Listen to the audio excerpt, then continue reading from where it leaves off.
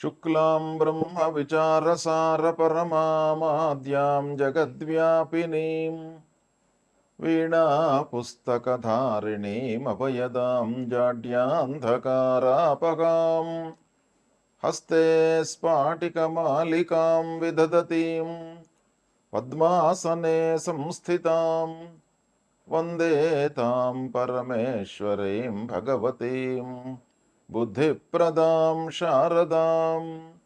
శ్రీ మహాగణాధిపతయే నమః. శ్రీ మహాసరస్వత్యై నమః. శ్రీ గురుభ్యో నమః. 2025వ సంవత్సరము ఫిబ్రవరి మాసంలో కన్యారాశిలో జన్మించినటువంటి వారికి, అంటే కన్యారాశి జాతకులకు గోచార ఫలితాలు ఎలా ఉన్నాయో తెలుసుకుందాం. ముఖ్యంగా ఈ మాసంలో, ఫిబ్రవరి మాసంలో కన్యారాశి వారికి సూర్య భగవానుడు 12వ తారీఖు వరకు పంచమ స్థానంలో సంచరిస్తున్నాడు. తదనంతరం షష్టమ స్థానంలోకి ప్రవేశిస్తున్నాడు. షష్టమ స్థాన సంచారము అనుకూలంగా ఉంటుంది, పంచమ స్థానం యొక్క సంచారం ప్రతికూలంగా ఉంటుంది.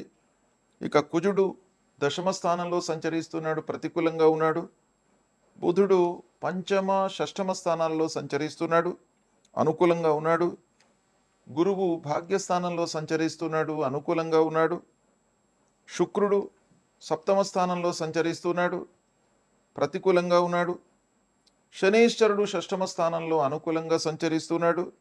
రాహు సప్తమ స్థానంలో సంచరిస్తున్నాడు, ప్రతికూలంగా ఉన్నాడు. కేతువు జన్మస్థానంలో సంచరిస్తున్నాడు, ప్రతికూలంగా ఉన్నాడు. ఈ విధంగా గ్రహాల యొక్క సంచారము ఉన్నది ఈ ఫిబ్రవరి మాసంలో. ముఖ్యంగా ప్రధానమైనటువంటి గ్రహాలు, గురువు భాగ్యస్థానంలో ఉన్నాడు, శనీశ్వరుడు 6వ స్థానంలో ఉన్నాడు. కన్యారాశి వారికి ఈ 2 గ్రహాల యొక్క అనుకూలత ఉంది ఈ ఫిబ్రవరి మాసంలో. ఇక రాహుకేతువుల యొక్క ప్రతికూలత మటుకు ఒక పక్కన ఉంది. ప్రధానమైనటువంటి గ్రహాలు 50% అనుకూలత ఉంది, 50% ప్రతికూలత ఉంది. ఇక మాసవారీ ఫలితాలపై ప్రభావాన్ని చూపించేటువంటి గ్రహాల యొక్క సంచారం చూసినట్టయితే బుధుడు అనుకూలంగా ఉన్నాడు, సూర్యుడు 50% అనుకూలంగా ఉన్నాడు, కుజుడు శుక్రుడు ప్రతికూలంగా ఉన్నారు. ఈ విధంగా మనం చూసినట్టయితే ఈ ఫిబ్రవరి మాసం లోపల అనుకూలత ఉన్నప్పటికీ ప్రత్యేకంగా ఈ మాసం లోపల కొన్ని విషయాలలో జాగ్రత్తలు తీసుకోవాలి. అంటే ఆదాయము వస్తుంది, ఆదాయం నిలకడగానే ఉంటుంది, రావాల్సినటువంటి డబ్బు వస్తుంది, చేతికి అందుతుంది. కానీ రాహుకేతువుల మూలకంగా కొంత ఖర్చు సంభవించేటువంటి అవకాశాలు ఉన్నాయి. అంటే రావడము పోవడం కూడాను జరుగుతుంది ఈ మాసం లోపల. ఇక పనుల విషయం లోపల మీకు కలిసి వస్తుంది, మంచి పేరు లభిస్తుంది. ఈ మాసం లోపల గౌరవ మర్యాదలకు ఇబ్బందులు లేవు. అనుకున్న పనులు మీకు అనుకున్నట్టుగా నెరవేరుతాయి. అదృష్టం బాగా కలిసి వస్తుంది ఈ మాసం లోపల. ఇక 3-4 వారాలలో సమయస్ఫూర్తితో కొన్ని నిర్ణయాలు తీసుకోవడం మట్టుకు అవసరము. లాభాలు ప్రయోజనకరంగా ఉంటాయి. పూర్వము ఉన్నటువంటి సమస్యలకు పరిష్కారం లభిస్తుంది. ఆస్తుల విషయంలో తగాదాలు దూరమవుతాయి. ఉద్యోగులు ఆఫీసులో సంతృప్తిగా పనులను నిర్వర్తించుకుంటారు. ఉద్యోగస్తులకు ఈ మాసం బాగా కలిసి వస్తుంది. తోటి ఉద్యోగస్తులతో కానివ్వండి, అధికారులతో కానివ్వండి, స్నేహభావంతో ఉంటారు. మీ పనితనానికి గుర్తింపు లభిస్తుంది. అధికారుల యొక్క మన్ననలను పొందుతారు ఈ మాసం లోపల. అంతవరకు మీకు బాగా ఉంటుంది. ఇంటి వాతావరణము కొంత మిశ్రమంగా ఉంటుంది. ఇంటి లోపల భార్య పిల్లలతో కొంత మనస్పర్ధలు, అనవసరమైనటువంటి వాగ్వివాదాలు తలెత్తేటువంటి అవకాశాలు ఉన్నాయి. కానీ కుటుంబ పెద్దల యొక్క సహాయ సహకారాలు మీకు బాగా లభిస్తాయి. అంటే కుటుంబంలో తల్లిదండ్రుల యొక్క సహాయ సహకారాలు, వాళ్ళ సూచనలు, వాటిని మీరు అమలుపరచడము, ఈ విషయం ఆలోచించినట్టయితే మీకు బాగా ఉంది. కానీ భార్య పిల్లల విషయంలో ఆలోచించినట్టయితే కొంత మనస్పర్ధలు తలెత్తే అవకాశాలు ఉన్నాయి. కానీ పిల్లల విషయంలో మీరు బాగానే ఉంటారు. మీరు వారి విషయంలో మీరు బాగా ఆలోచిస్తారు. వాళ్లకు కావలసినటువంటివన్నీ కూడాను సమకూర్చడంపై మనస్సు నిలుపుతారు. కానీ పిల్లలు మట్టుకు ఎక్కువగా ఆశిస్తూ ఉంటారు. దాని మూలకంగా కొన్ని ఇబ్బందులు మీకు కలిగే అవకాశాలు కనబడుతున్నాయి. పూర్వము తీసుకున్నటువంటి అప్పులను తీరుస్తారు. ఈ మాసంలో రుణ బాధ నుండి విముక్తులవుతారు. నలుగురిలో మంచి పేరును సంపాదిస్తారు. ఆరోగ్యం నయమవుతుంది.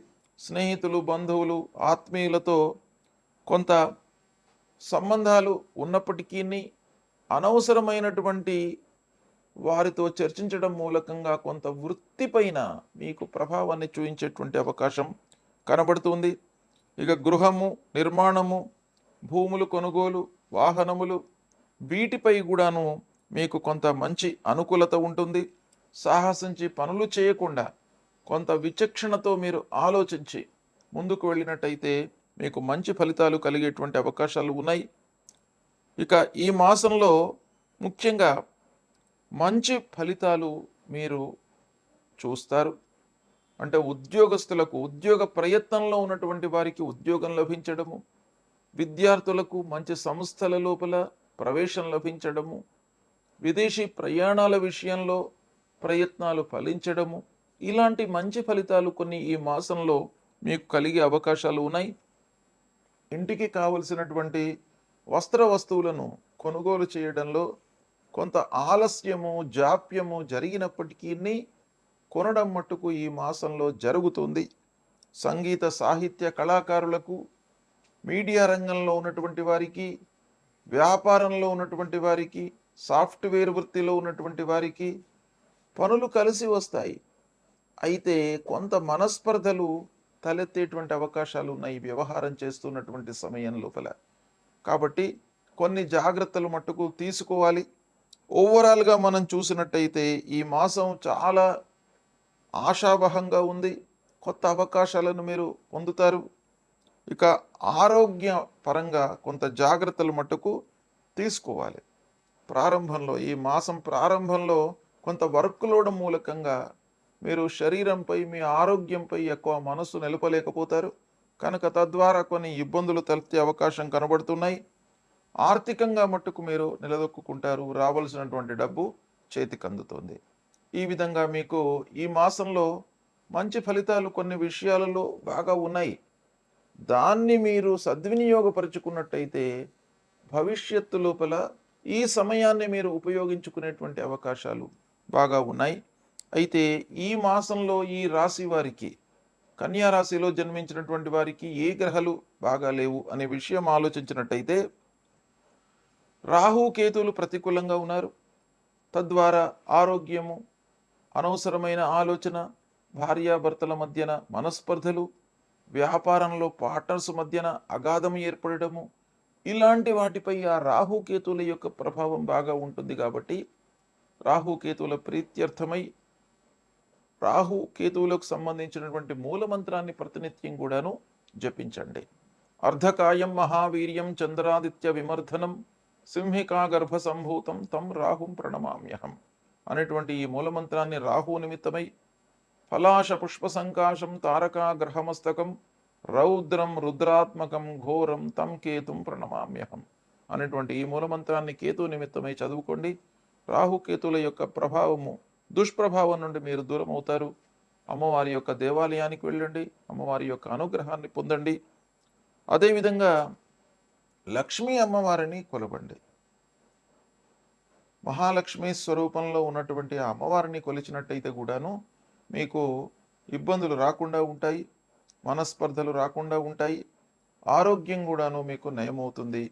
ఇవి నేను చెప్పినటువంటి పరిహారాలను మీరు పాటించినట్టయితే కన్యా రాశి వారికి ఈ ఫిబ్రవరి మాసము బాగా కలిసి వస్తుంది. శుభం.